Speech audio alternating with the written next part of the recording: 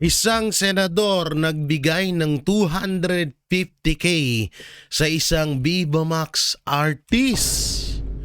Eto na ba yun?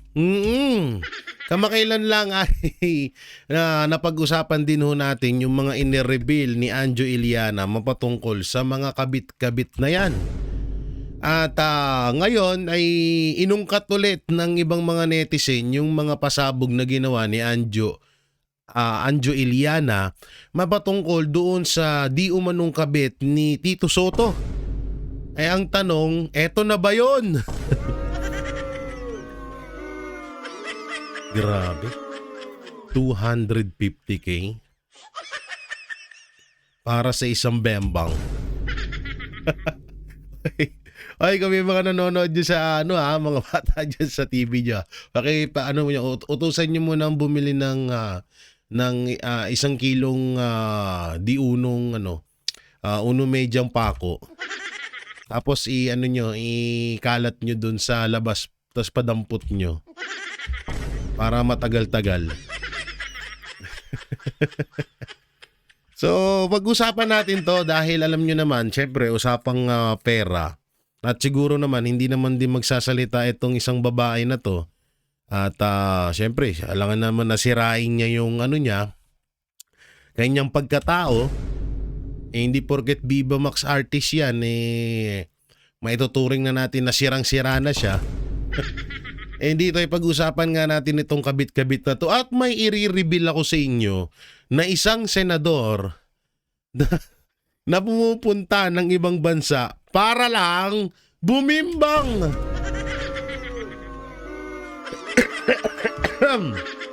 Sino kayang senador nito?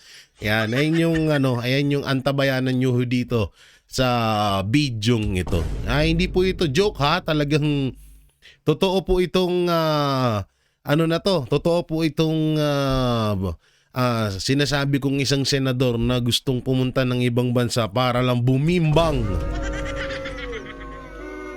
At mamaya ikukwento ho natin yan. Hindi po ito prank at hindi po ito joke.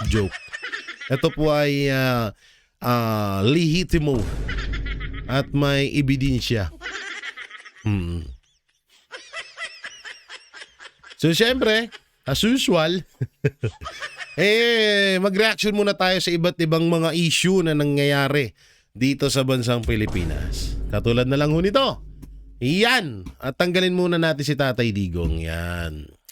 Sabi ni OPM icon Wency Cornejo, hoy, idol ko to. Di ko maintindihan bakit nagpupumilit na pumunta si BBM sa Davao para mag-inspection or mag-inspect kuno ng tulay. Di ba niya alam na kinakamuhian siya ng mga Davaoenyong ng mga Davaoenyo? Sa bagay, wala nga pala siyang alam. Oo nga naman, no? May punto may punto dito si Wency. Si Idol Wency Corneo. Oo nga pala, laging walang alam nga pala si Marcos. Tangina, no? Presidente, laging walang alam. Nagugutom na yung mga Pilipino. Ay, hindi ko alam yan. Ay, naku. Di pero ito in fairness kung sa iba-ibang lugar siguro yan, baka kung ano na yung ginawa ng taong bayan dyan kay Marcos Jr. Ang kinagandahan lang kasi talaga sa Davao, sobrang napaka-professional ng mga tao dyan. At isa ako sa testigong buhay, kami ng mga banateros, kami ang testigong buhay kung gaano kababait at professional ng mga tao dyan sa Davao City. Siyempre, hindi magagawa, hindi ma-maintain yung ganyang pagiging pag-uugali ng taong bayan kung hindi dahil sa good leader na ipinamana or ipinapamalas ng mga Duterte diyan sa Davao City. Kagaya lang ho yan sa KOJC. Speaking of Davao City, syempre nandiyan ang KOJC compound, Prayer Mountain, Glory Mountain, na kung saan ay nandiyan ang mga miyembro ng KOJC na pinapamunuan ni Pastor Apollo Siki Buloy na halos talagang wala kang masisilip sa pag-uugali ng mga taong yan. At kaming banateros at iba pa ang mga testigo sa pag-uugali. Kagaya ng ay nga yung sinasabi namin na good leader. Pag naging good leader ka, yung mga nasa baba mo, ganun din yan. Kasi nakikita sa iyo eh. O tignan nyo si Auntie Claire, 'di ba? Palengkera. O bakit? Ano ba yung boss niya? 'Di ba walang kwenta?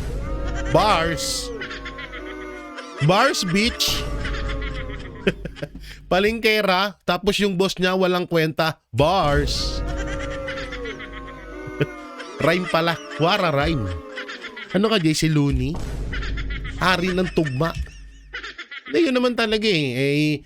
Nakikita natin kay Pangulong Duterte sa pagiging professional, napakagaling na leader, ganun din kay Pastor. So ano pa ba aasahan natin doon sa mga tigasunod nila or tinatawag na nasasakupan nila? So ganun din, no? So grabe dyan. Alam nyo, naglalakad ako dyan, madaling araw ha? Madaling araw dyan sa Davao. Naglalakad ako dyan, nagsisilpon. Oo, naglalakad ako dyan madaling araw. Wala man lang. May mga sumasalubong pa sa akin para magpa-picture. May sinasabi ni Trillanes na magulo sa Davao. Siguro magiging magulo sa Davao once na makita ka nila doon, baka babugbog ka talaga. Ayun, nakakasigurado ako doon. Na kapag si Trillanes ang naglakad dyan sa Davao City, baka abugbog yan. O baka maputulan ng ng hotdog. O baka hindi na makita or baka hindi na makauwi ng buhay. Hindi naman ganun dyan. Hindi ganun ka gulo dyan sa Davao at matagal nang tahimik yan dyan at napaka-professional ng mga tao dyan. Kasi kung hindi professional yung mga tao dyan, yung pagpunta ni Marcos, putain na. Sa ginawa mo sa kauna-unahang presidente na nanggaling sa Mindanao, agago ka. Yari ka, kaso nga lang talaga sobrang professional ng mga tao dyan. Kaya hindi talaga. Pero yun, totoo yun na kinakamuhian nila etong si Marcos Jr. Totoo yun. Buong Pilipinas din naman eh. Hindi lang din naman lang Davao eh. Diba? Buong Pilipinas kinakamuhian talaga to si Marcos. So dito naman tayo sa isa ha. Eto, pwede palang magnakaw mula sa kaban ng bayan. At pag nahuli, magsasaoli ang mga nagnakaw gamit ang pera muli. Mula pa rin sa kaban ng bayan. Ang masama pa dyan, pinaasa. 'Di ba? Yung masama, sabi ibabalik daw, katulad na lang nasa picture, yung PhilHealth. Hanggang ngayon wala pa rin. Nanawagan na yung Supreme Court, yung Korte Suprema na ibalik nyo yung pera ng taong bayan, pero ang tigas ng mukha nila hanggang ngayon wala pa rin. Ganun kalupit. 'Di ba? Wala na tayong aasahan eh. Sasabihin na naman ni Marcos na, ay hindi na pala na ibalik. Hindi ko alam. Sasabihin ni Marcos, halimbawa may isang interview, 'di ba? Sabi nung nag-interview, President Bongbong Marcos, kailan niyo po ibabalik ang 60 billion na pinangako niyo na ibabalik niyo ang pondo ng PhilHealth? Sabi ni Marcos, ha?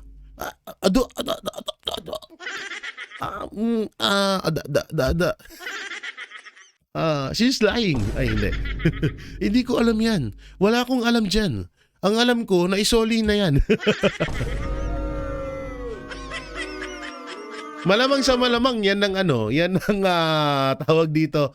Yan ang katwiran ni Marcos. Hindi ko alam yan. Ang pagkakaalam ko, sinoli na nila yan.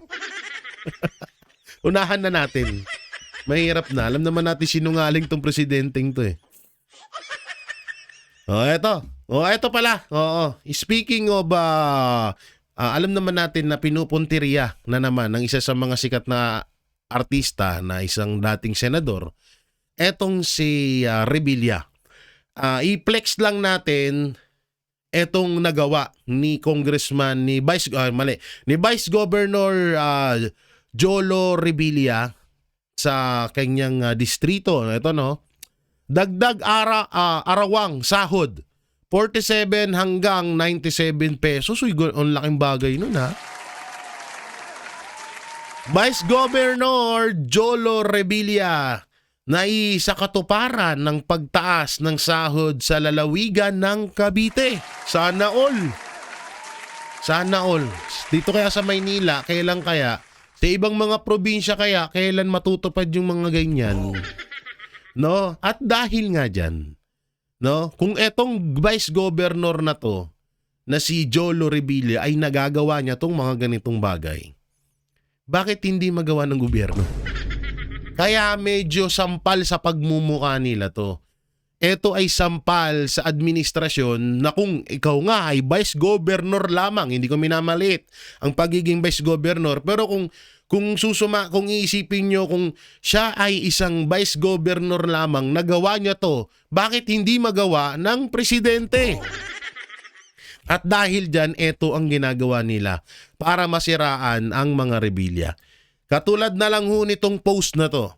Itong post na to ay nililinaw din po at ayon sa pagre-research po natin, wala po palang pinopost etong si Representative Jolo Revilla mapatungkol dito kay Marcos Jr. Akala natin kahit ako po ay binabanatan ko din or bumanat din ako siguro mga 2 or 3 beses kay Bong Revilla noon pa yon, nung yung election pa. O nung mga nakaraan pa, yung sa pork barrel pa dati. Pero dito, napagtanto ko na at nalaman ko rin mismo sa sarili ko na medyo, hindi pala medyo, talagang ginagapang pailalim etong mga Revilla. Ginagapang pailalim etong mga Revilla. At mamaya sasabihin ko sa inyo kung sino yung gumagapang sa kanila. Ito po ay fake news. Ito po yung post, basahin natin. Sa pamumuno ni Pangulong Marcos, naniniwala akong tuloy ang pag-angat ng bawat pamilyang Pilipino. Ito po ay fake news. Wala pong sinasabi na ganito si Representative or si Vice Governor Jolo Revilla. Wala po siyang post kahit ano. Chinek ko po yung kanilang mga Facebook, yung mga, yung kanilang mga social media account, social media platform nila, lahat. Chinek ko, wala pong post na ganito si Jolo Revilla. Wala pong ganun. So sa madaling salita, ito po ay isang fake news na para magalit ang mga Duterte supporters sa mga Revilla. Paalala lang po nagkakaroon ngayon ng issue kay Senator Bong Revilla. At eto nga yun, no? Yung dinadawit siya ni Bernardo. Ito, basahin muna natin. Ginagamit ang aking pangalan para malihis sa katotohanan, ngunit katotohanan kailanman ay hindi matatakpan. Yan ang sabi ni former Senator Bong Revilla. Ngayon eto, sa mga hindi ho nakakaalam, etong pamilyang Revilla ay hindi po pumirma sa impeachment laban kay Vice President Sara Duterte. Asawa, anak, wala pong pumirma sa impeachment kay Vice President Sara Duterte.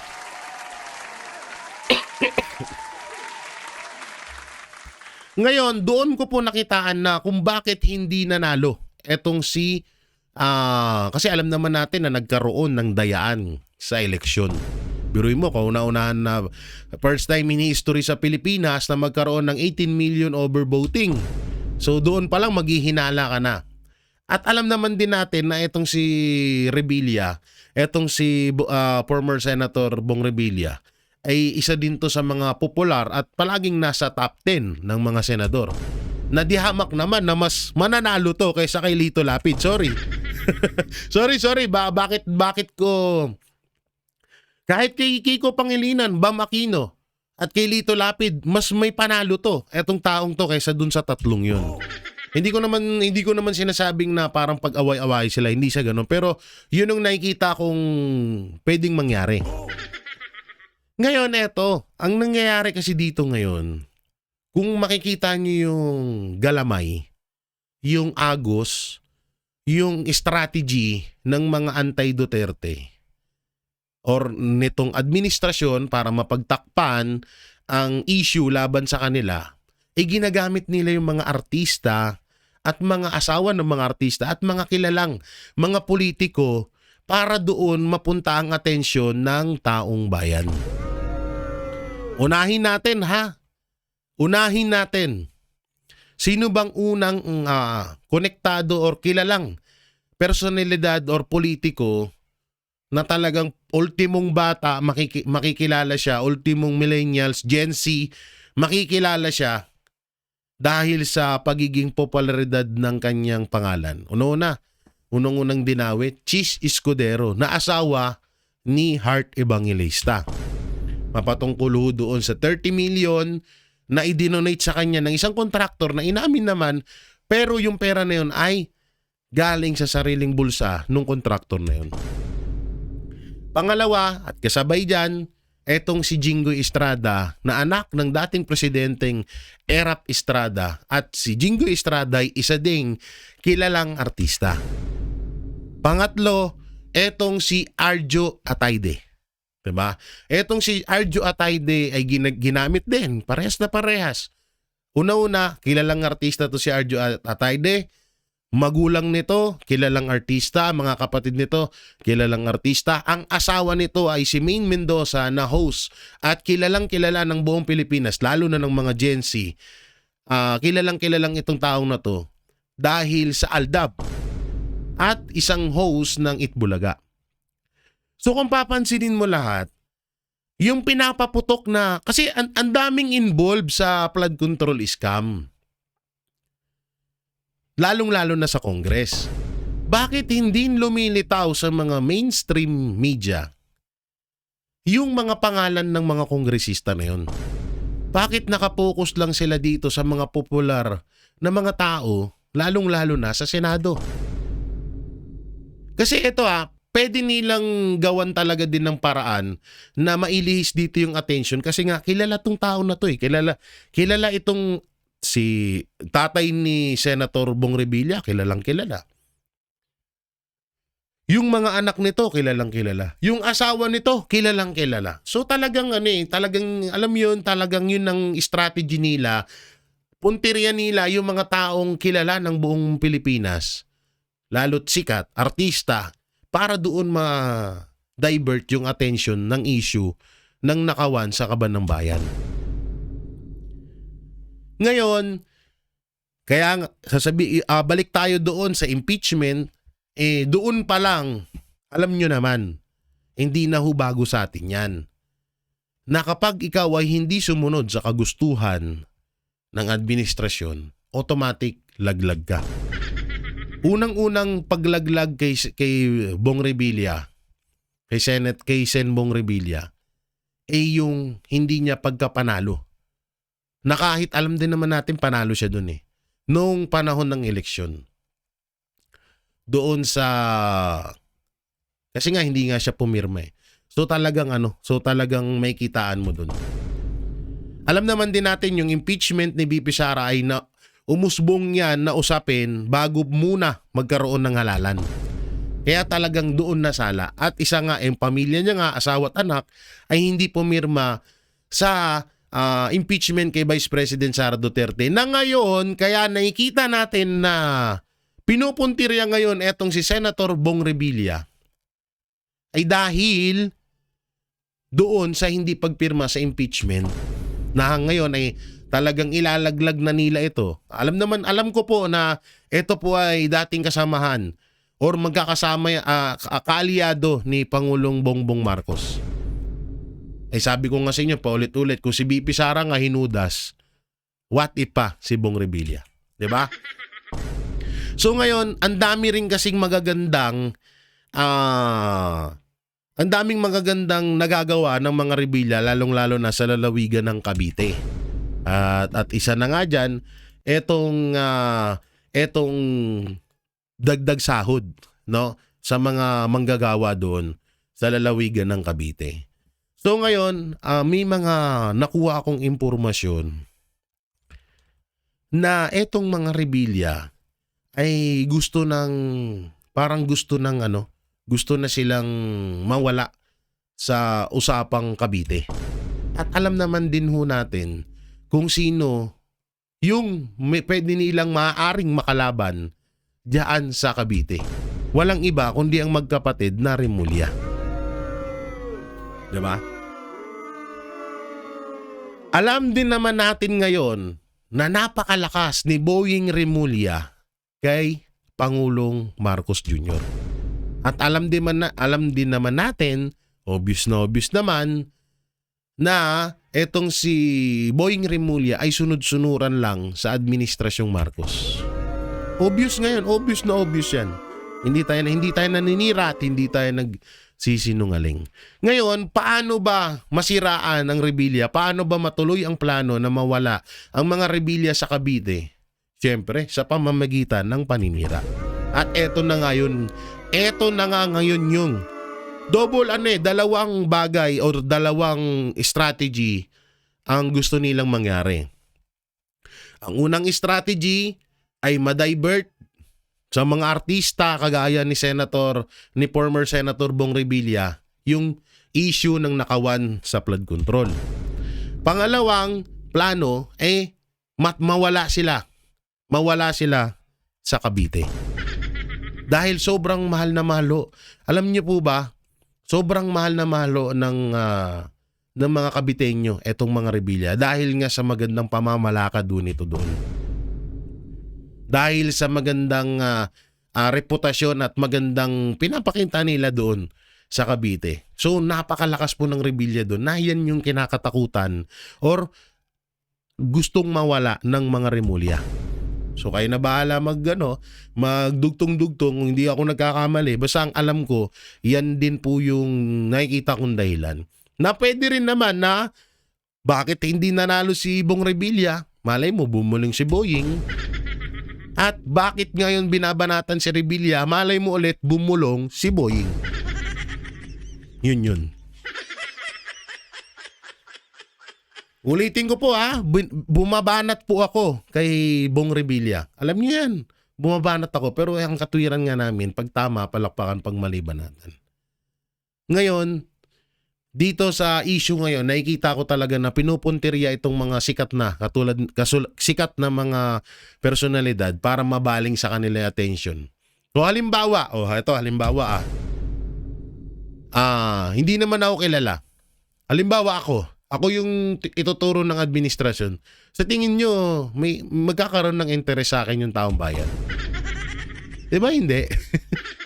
Hindi magkakaroon. Pero kapag sikat na personalidad ang idinadawit or pinagdadivertan ng issue, patok yan. Papanoorin ng tao yan. Magkakaroon ng attention sa bawat tao yan. Puro mga marites dito sa bansa natin. Ultimong lalaki, marites. Diba? Kaya ngayon, tayo talaga? Kailangan natin. Hindi porket lumabas sa mainstream media na dawit si ganito, maniniwala na agad tayo.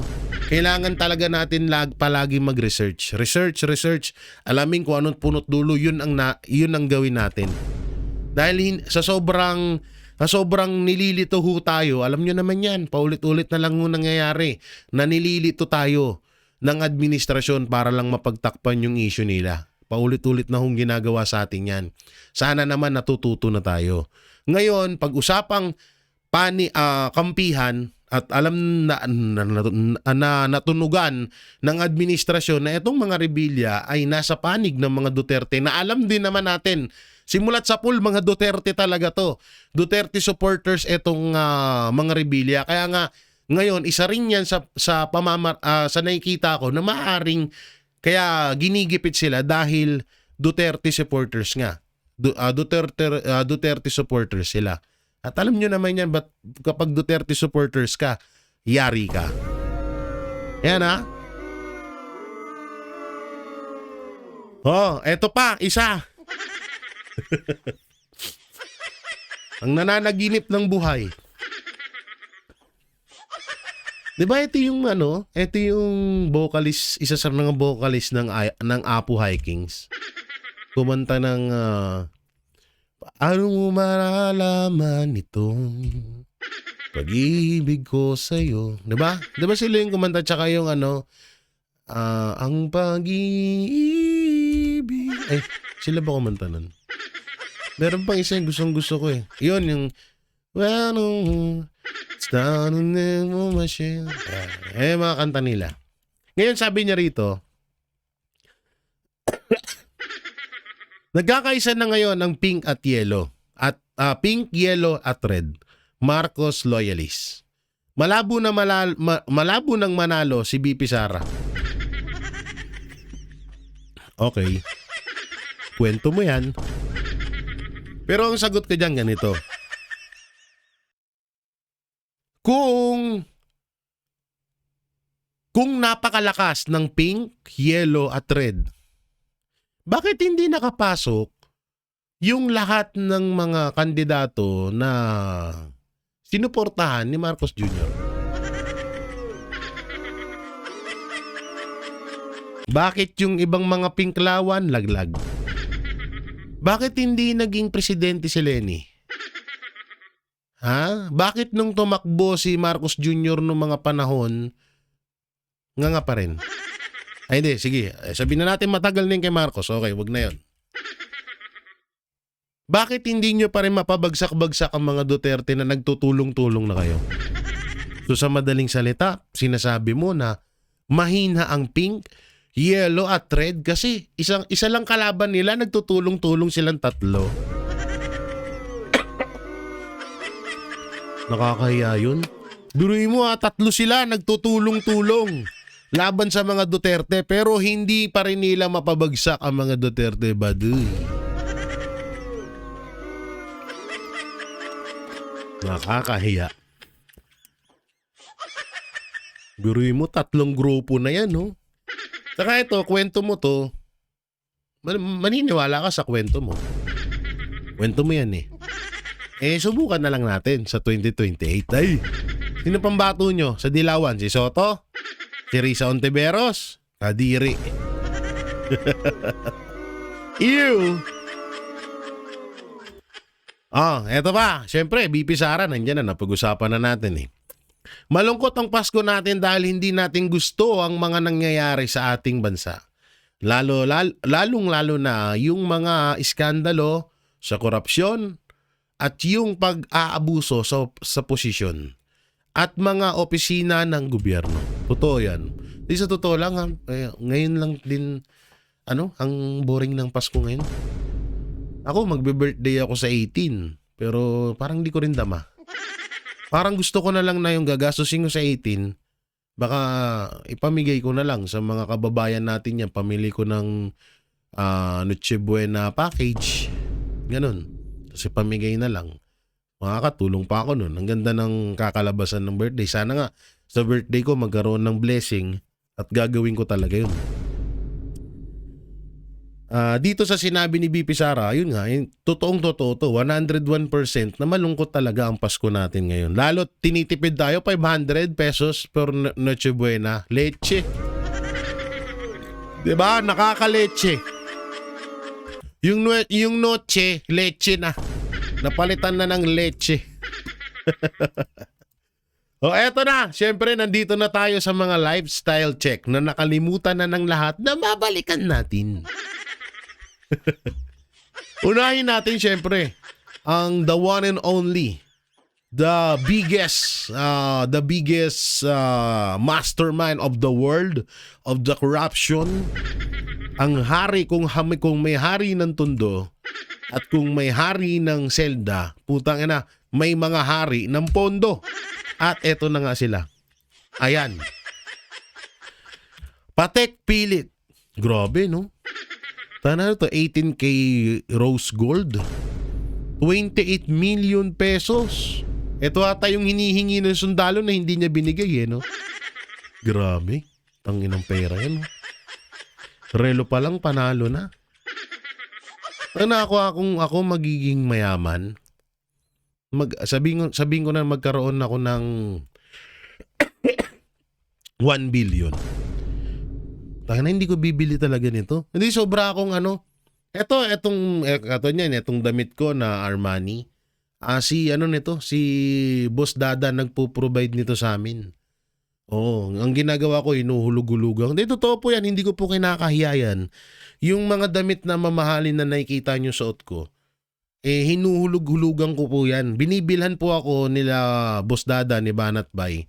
Binibilhan nila ako tapos huhulug-hulugan ko sa kanila. Kahit papaano magkaroon man lang ako ng yung pangharap ba sa tao na kahit papaano, syempre sa panahon ngayon maraming panghusga. Pag nakitang naka-blue corner ka, sasabihin dugyot ka, ganun. Pero pag nakita kang nakaganito, gwapo-gwapo ka na, mayaman to. Hindi naman sa pagmamayabang, pero kahit papaano magkaroon man lang, maging disente. Pang-disente na pangharap sa mga taong, alam mo na. So, inuhulug-hulugan ko, ganyan ang ginagawa sa akin nila Boss Dada at Banat Bay. So, dito, parang hindi ko kayang bilhin to. Punta na. At bukod sa, ngayon na, hindi ko talaga din kaya, wala mo lang pera. Lalo na ngayon, hindi ko talaga din kaya yan. 28 million, grabe yan. Pero kung magkapera man ako, hindi ako bibili nito. Putangin lang yan. Ano to? Kabubuhan na yan. Pero yun nga, tinatawag na,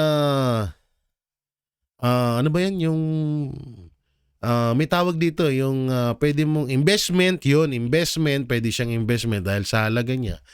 Maganda rin naman, pero medyo ano eh. Pero pag siguro sa relo pwede rin, mali ako. Pwede rin siguro bumili ako nito for investment kasi ang ano ata ng relo ngayon habang tumatagal, pamahal ng pamahal. Mas nagiging maganda yung value. Pero kung sa ano lang, malabo din. Ang hirap dito, 28 million. Grabe, no? At syempre, hindi huhuli. Eto, masyado na natin to nakalimutan. Please welcome the Congressman of Abra. Ayan, putang ina. Oo, ito yung mga mga congressman na nagyayamanan, no? Grabe, no? Lakihan natin, ha. From ano to Arclight. Yan, no? Grabe, oh.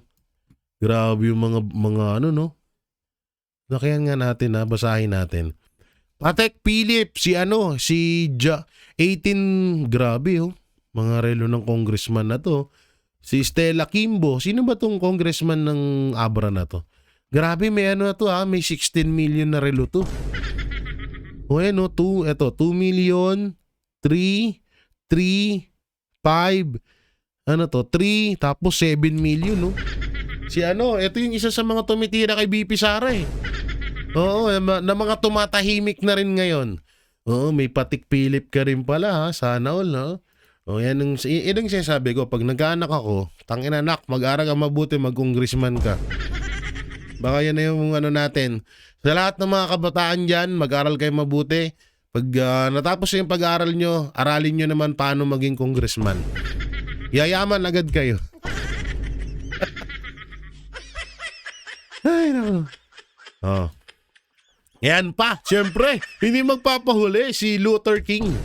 Martin Romualdez, former House Speaker, na naka-Resel PH lang naman.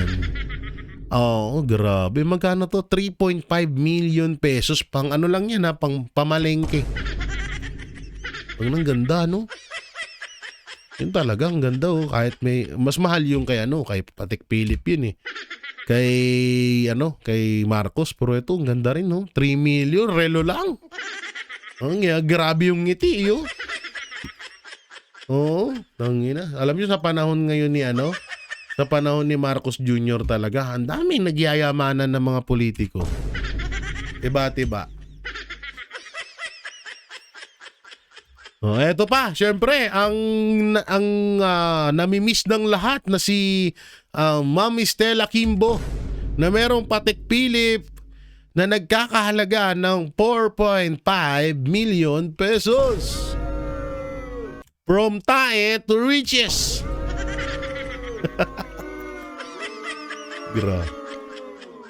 Sana all, no? Grabe, no? Tangina, mapapano ka talaga eh.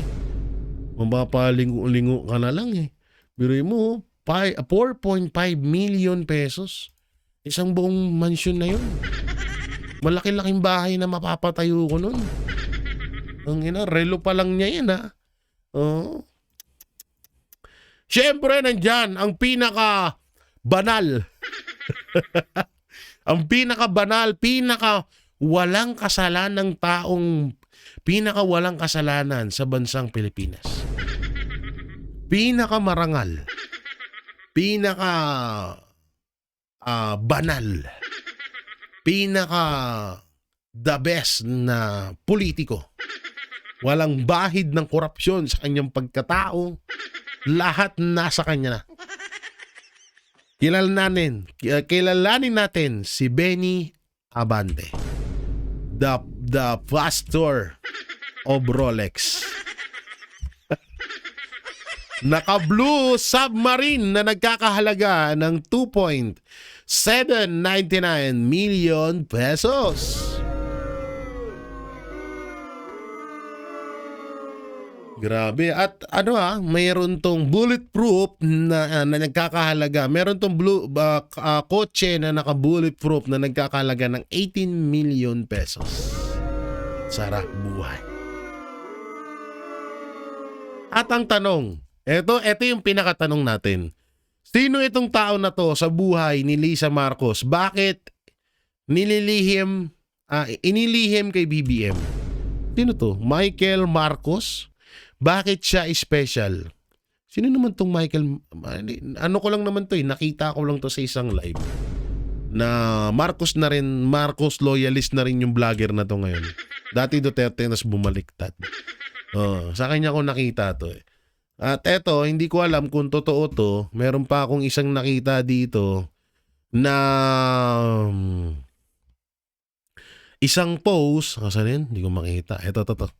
Isang post na na sinasabi ay dinadawit itong si Ace Barbers. Oo, nawala na rin si Ace Barbers ngayon Hindi kaya dahil dito kaya siya nananahimik. Kasi may nakita po akong isang uploaders from na ito po yung sinasabi.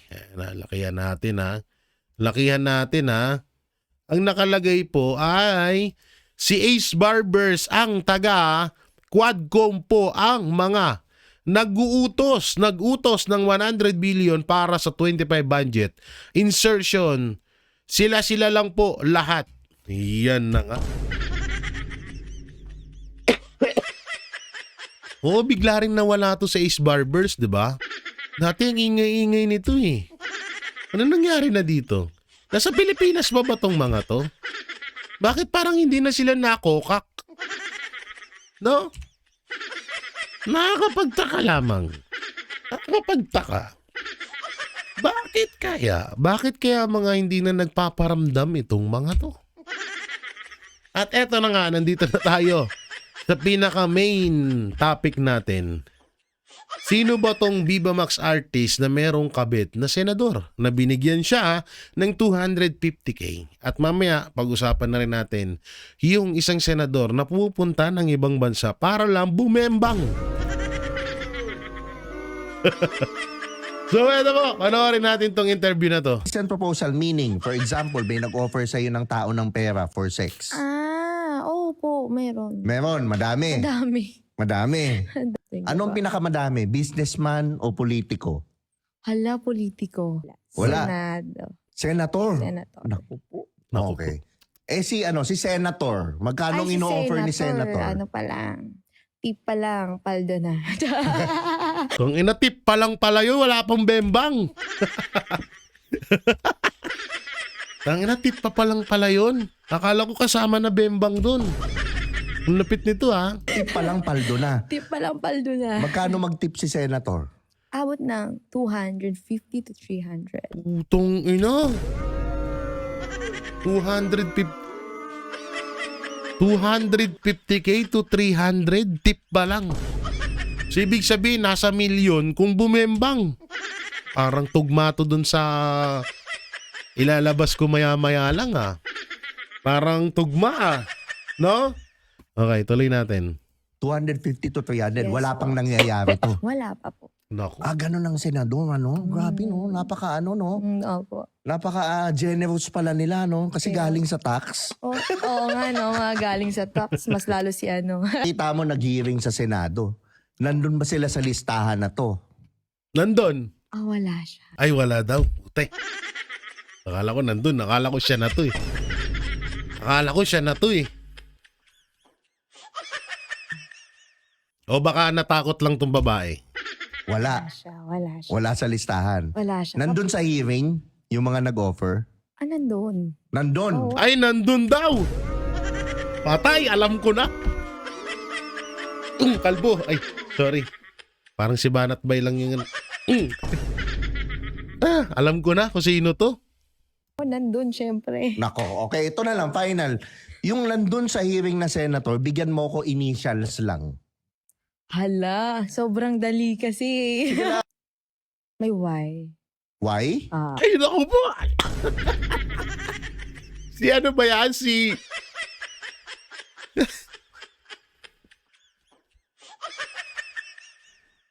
Ilay detector to. Ha? Ilay detector to. Baka to'y nagsisinungaling tong babaeng to. Kailangan ma-ilay detector ito. Oo. Tangina. May Y? Malayo naman kay Tito Soto yun kasi wala namang Y. Titoy Soto. Wala, hindi naman ganon. Ping Lacson, wala din. Marami din naman dun. Na-isyong may si Villanueva. Wala rin namang Y yun. Chis Escudero, wala din. Rodante Marcoleta, wala din.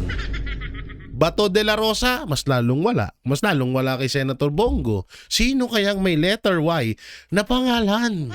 Ipalay detector ito.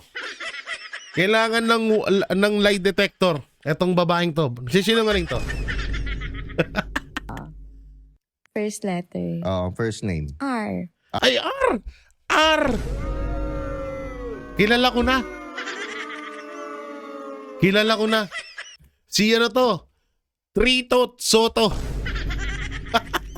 Trito. Nilagay nyo. Pinilit sa kay Tito Soto. O isa ng mga fans ng TVJ dyan Ako yung nagjo-joke lang May R tapos may Y. What the... Parang tugmang-tugma yun nasa utak ko. Nasasabihin ko maya-maya lamang. R. R ang first name, di ba? Opo. Last letter ng last name. F na lang. Ha? F. F ang last name. Opo. Naku. Dapat O, hindi F. Wala na. Halatang halata. Halatang halata. Tangina, tip pa lang, no? Panalo. Naku, yari ka dito, girl. Yun ang last letter, yung elf? Hindi. Second, pangalaw. Pangalawa. Pangalawang letter ng last. Tugma na, oo. Oo, eto nga, eto naman yung akin. Eto yan saan na yung dulong-dulo? Eto, yan. Ayan, Bibo Max Babe, meron isang senador, 250k mag-tip sa akin. May R sa pangalan at may F sa apelido. Tangina. Malapit kang bata ka, ha? Kilala ko na to. Alam niyo po ba na meron na... Ito, The Who. Sino kayang senador ito na gustong bumembang sa ibang bansa? Dahil hindi na makaporma dito sa bansang Pilipinas.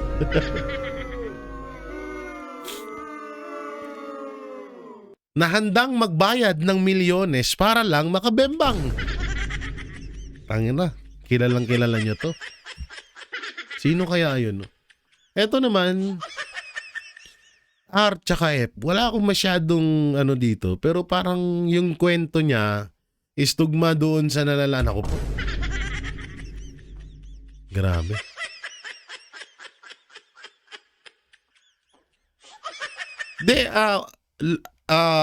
Usapang kabit or usapang bembang. Halos lahat naman din talaga ng mga politiko, may mga kabit-kabit yan dyan, lalo na yung congressman. Diba sabi nga ni Kiko Barsaga, yung mga congressman nga may kabit, hindi sila na ethics complaint. Diba? So, natural na yan. Pero ang pinakamasakit dito ay yung pinambabayad doon galing sa tax natin. Kung sakaling totoo man ito. Pero pwede ring hindi totoo dahil baka, alam nyo naman, nagpapahype lang para mapag-usapan. Pwede ring ganon. At, pero yung sinabi ko na isang senador na gustong bumembang sa ibang bansa, totoo yun. 101% po totoo po yun. Totoo po yung senador na yon. Wala akong ibibigay na clue, wala, oo. Antayin ko muna na, wag mo ilabas yung pangalan ko, ito 1.5. Ay, baba ng talent fee mo dyan. Ito 10 million, wag mo ilabas pangalan ko. Oh. Nagpabayad, gago. So yon mga banateros, mga kabiyaya, anong may kokomento nyo dito sa isang senador na bumibembang sa ibang bansa? At isang senador na nagbigay ng tawag dito, tip pa lamang tip pa lang 250 to 300k na. Grabe. So i-comment nyo lang po dyan sa baba at ating babasahin yan kung sino mga senador yung nasa isip nyo. Pero yung ulitin ko, may isang senador na gustong nakapag bumibembang ay sa ibang bansa pa. Para, alam mo na, hindi mahuli. So, i-comment nyo lang po dyan sa baba ang inyong mga opinion at ating babasahin yan. At syempre, don't forget to like, share, comment, and subscribe sa ating YouTube channel. Pepindot na lang din po yung bell button para lagi kayong updated sa ating mga video araw-araw. At ayun, pakisdamay na rin po ang aking mga kasamahan, mga kapatid sa Banateros Brothers, sa Silaban at Baiko Choli, Boss Dada, Master Judea, paring RJ Sir Jack at sa mga iba pang DDS vloggers sa sila Don Mar TV and PH Update. At sa iba pa, marami pa dyan, no? So yun, maraming salamat sa inyong lahat. Ingat po kayo palagi. God bless and peace and bye-bye. Yan ang Banateros, walang inuurungan. Pag tama palakpakan, pag mali ay babanatan. Yan ang Banateros, boses ng ordinaryong Pilipino. Banateros sa